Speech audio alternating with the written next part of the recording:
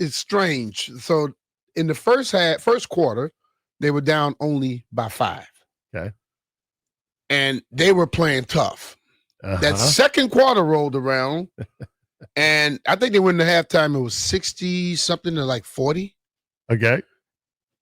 But then they ended up losing by, 8, 9 points?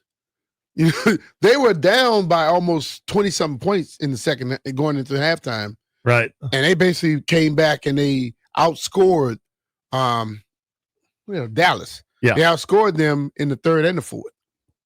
So they played much better. But listen, man, they are doing exactly what they set out to do. Lose and play the young guys. They playing the young guys. The young guys are getting experience. You see a lot of these guys that can play. Do Keyshawn or Keyshawn, whatever it is, he can play. Yeah.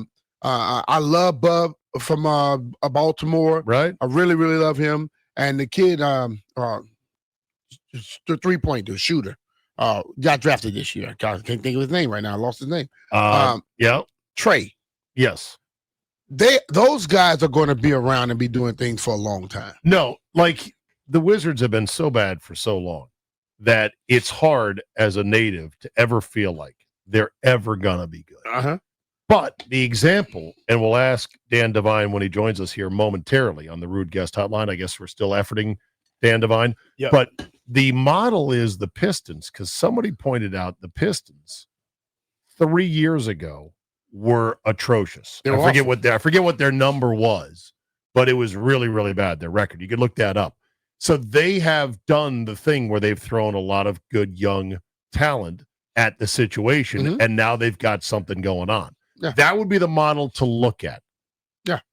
And I, look, man, I went to a game last year, and it happened to be the game where I think they were doing this stuff. Oh, man, I can't remember the exact game. Like if one of our guys can be Cade Cunningham, that's the key. Bub Carrington was cooking. Yeah. Get to the fourth quarter. I'm like, why the hell is Bub sitting down? He wasn't hurt or nothing. I'm like, oh, Lord. Questioning Brian Keefe's rotations? I'm not questioning. I know what they said. They said, we are going to rebuild. They never used the word tank, but they said we're going to rebuild. Right. So what they're doing, they're getting young talent. And they also want to make sure that they get better talent because they want to make sure they're going to be getting one of those draft picks. Sure. One of them high. Yeah, they need to make sure they don't finish worse than 8th, which I think is a lock at this point at 1-13, because I haven't run the pace numbers again since I did a couple weeks ago.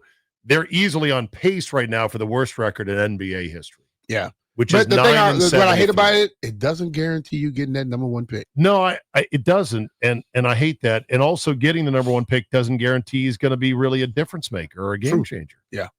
So we'll see about that. But I did see the first inklings of, is Brian Keefe's job in jeopardy? And I'm like, no, it better not be. He should be getting a raise. He's doing exactly what they want. He should be right. Like every loss, they should go, here's another $5,000. Thanks. Keep it up.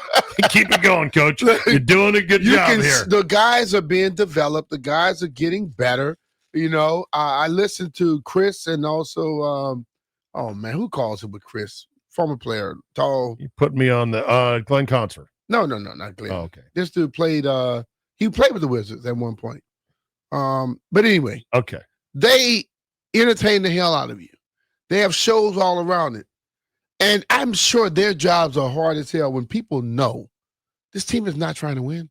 They're not going to win. They're trying to get better. They're trying to get the young guys better. And I think if you are a true fan and you understand how this thing works, you can buy into it. Okay. But if you're going to see wins, you're going to the wrong damn game. It's point blank. Okay. Let me just get the pace number here. What is the pace, going to Grok here, at 1-13, what is the pace for the Wizards this season? Do you use AI, Brian Mitchell? Nah, not much. It's a wild ride. Yeah, I know. You can have conversations. They've been giving me a lot of wrong answers the first time I tried, so I kind of backed off of it. They are projected to go 6-76. And I'll take it. You know what? I'll take it. This is a year to be a basketball junkie watching this team, to watch young players develop. It's not a year to be excited about, yay, we won. That's not a this year thing. That's a next year thing. Okay, Dan Devine joins us now on the Rude Guest Hotline. Let me get the read here for the Rude Guest Hotline. The most reliable heating and air conditioning products in the DMV. Dan, good morning, sir. How are you? I'm doing great, guys. Thanks so much for having me on. Good. Appreciate you. Dan's been covering the league for quite a while now, and he also contributes to the Big Number on Yahoo Sports TV. Okay, so we just went through what the Wizards are doing, and both Brian and I agree that losing is good at this point. Would you concur with that? Is there such a thing, Dan, as too much losing for a young group of players? I think that's a really good question, and I think part of it is just—it's like what habits do you develop, right? In the in the NFL, we talk about quarterbacks kind of developing scar tissue if they get sacked too much as rookies, right? You don't want them to develop bad habits or start seeing ghosts out there. So the concern would be if you're not developing winning habits as a rookie. Like, yeah, you can be bad, but are you turning the ball over every fourth possession? Are you awful on at getting back in transition defense? Do you not follow the rules? Are there even rules to follow as far as what your possessions need to look like? Mm-hmm. That kind of stuff. And I will say the Wizards are kind of an interesting study in contrast in that, because you do see individual player improvement, right? Like, Keyshawn George has been really exciting as the way that he's come on as a facilitator and with his jump shot. Alex Sarr, big jump in year 2. Bilal Coulibaly had a couple of great drives last night against the Timberwolves. You see exciting stuff. And then you look at the overarching metrics of, oh yeah, this is one of the worst turnover teams in the league. This is one of maybe the worst transition defense team in the league. They had a stretch. I think that the game was basically lost against Minnesota. They had a 6-minute scoreless stretch, which is hard to do, to just not even fall into a free throw for 6 minutes against an NBA defense. And so you look at it and say, I do think some guys are getting better, but this doesn't feel like a team with an identity or a structure yet. And I think, the point you made as I was waiting to come on is, I think, right, that's not a huge issue right now. That, the idea of, do we know exactly what, the next competitive iteration of the Wizards is going to feel like? Not even who's going to be on it, but what kinds of shots do you want to get? What sort of defensive tactics are you trying to play? I think all of that is really sort of amorphous and up in the air right now. And so, yeah, I think there's a concern that if you don't have a blueprint for where you want to get, you might not wind up getting anywhere. But in the short term right now, I think you look at it and say, well, are these individual players showing things? And I think in a handful of cases, the answer is yes. Well, I saw the game last night, and the second quarter was atrocious for them. But they got into the second half, and they basically played some very good basketball, much better than it did in that second quarter. Is that enough? Because when you see all of these young guys, you understand, they can grow together. But in the NBA, you need some level of experience to be helping you out. Absolutely. And I think that was the thought process behind bringing in Chris Middleton and CJ McCollum, right? Or really, at least part of it. Part of it is also, let's get off longer term money in favor of shorter term money. And then when we get to the offseason, we'll have all sorts of cap space to be able to figure out what we do next with.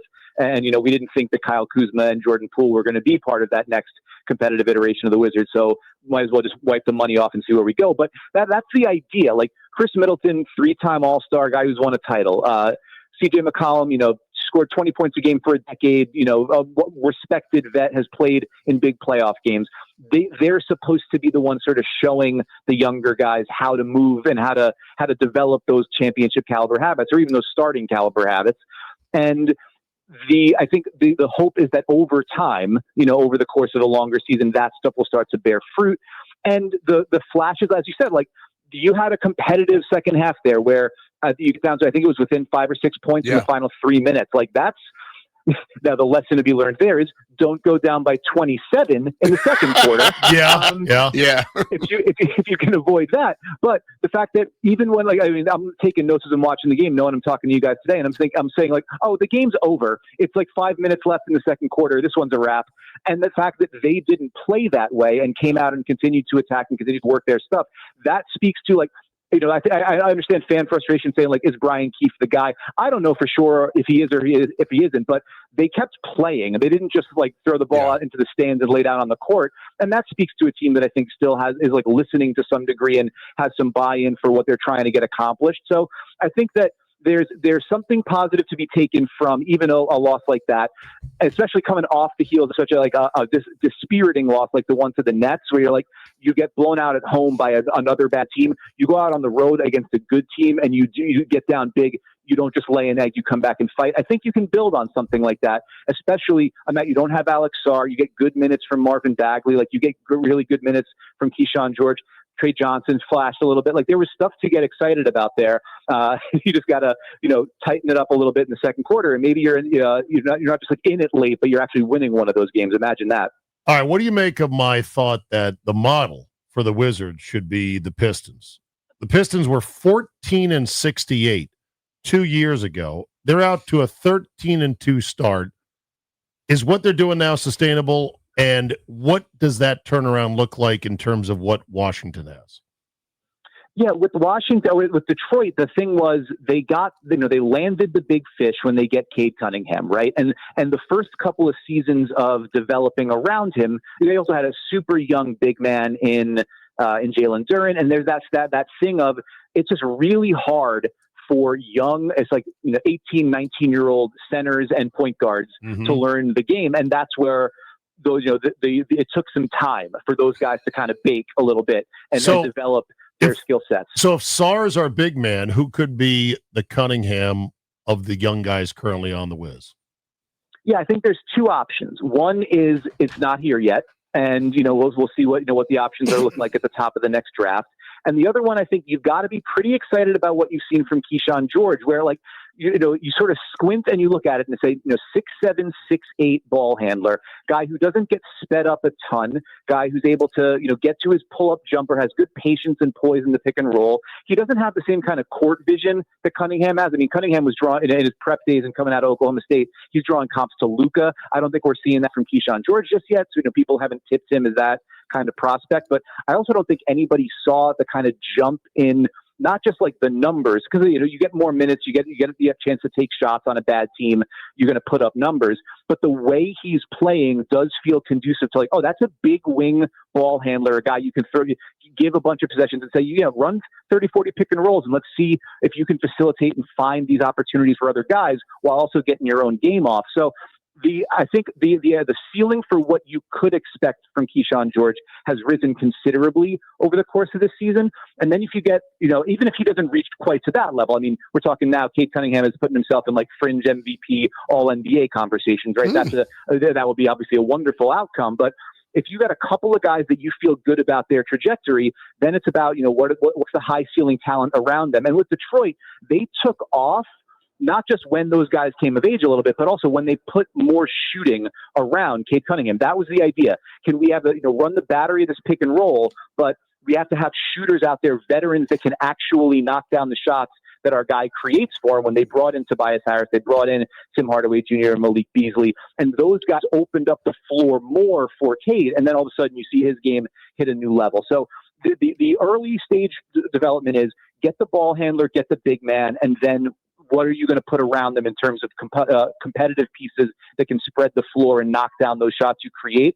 And that might be another year or two down the line. They've obviously, I think, like $85 million or $100 million in cap space they could wind up having this summer to facilitate trades. And we'll see from there. But I think that's the idea, is put yourself in position with those guys and then spread the floor, bring in the vets, and see where you can get to. All right, one last quick one, Dan, about non-Wizards story, and that is I was fascinated by the Tim McMahon ESPN.com story, Inside the Mavericks Power Struggle, Nico Harrison versus Mark Cuban. Don't know if you've had time to look at it or read it. It's a long piece, but it blew me away, a lot of the elements of it, about how it unraveled so badly. And now there's rumors they're going to be ready to shop Anthony Davis. And I'm like, wow, imagine that, because they're probably not going to get much back that's sexy for Anthony Davis, who's still chronically injured. But imagine the small pieces that would be left less than a year after the trade that stunned everybody.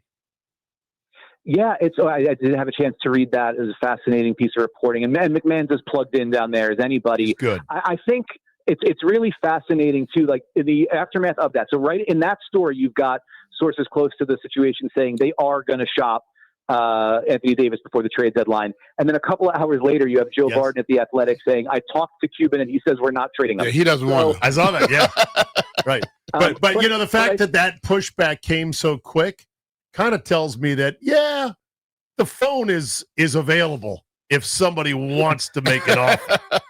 Right. Yeah. It didn't say it's not going to happen. It says we're not going to try to. Now, if somebody tries to come over our way, then that's maybe a different conversation. Yeah, I think it is kind of incredible to think that the outlook on this team. I mean, we are like 16 months removed from them being in the finals. We're 9 months removed from the Luka trade. And the whole idea was we're going to give ourselves a 3-4 year window with this AD Kyrie build. And it just, the injuries completely submarine that. And then it just got to be such a toxic dynamic there where the fans were like an open revolt against Nico Harrison.